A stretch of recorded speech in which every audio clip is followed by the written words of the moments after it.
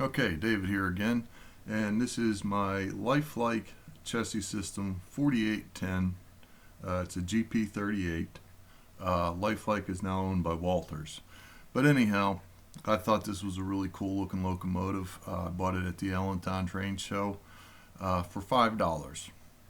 I wasn't sure if it ran. Actually, the guy that was selling the stuff wasn't even there. He was like, had left a note to leave the money to the guy next to him, so that's what I did.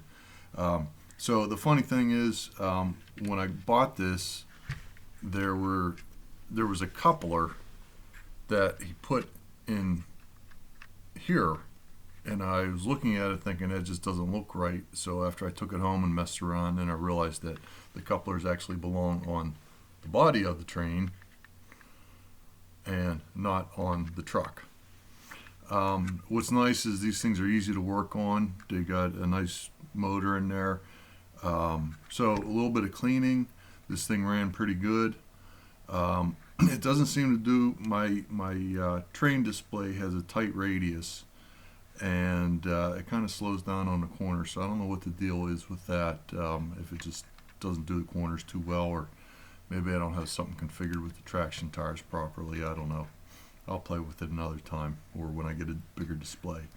One thing that I had a problem with here in these couplers is it wasn't hard to find the right couplers, but there's a clip that holds the coupler in there.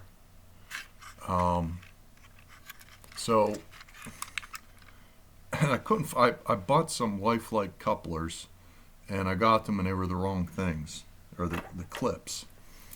So this little piece here, I actually bent up a piece of metal to put in there to hold that in there. And I originally had a piece of wire. I just took a piece of Cat 5 solid wire and wrapped it around there, and that worked. And then I took it off thinking I was going to find the original couplers, and I couldn't find them. So then I went back to finding a piece of metal that I cut and bent up, and that seems to work just fine on that.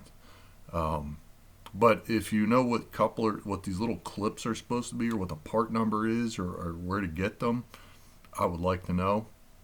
So anyhow, so this just took a little bit of cleaning and some couplers and the clips, and we're in good shape.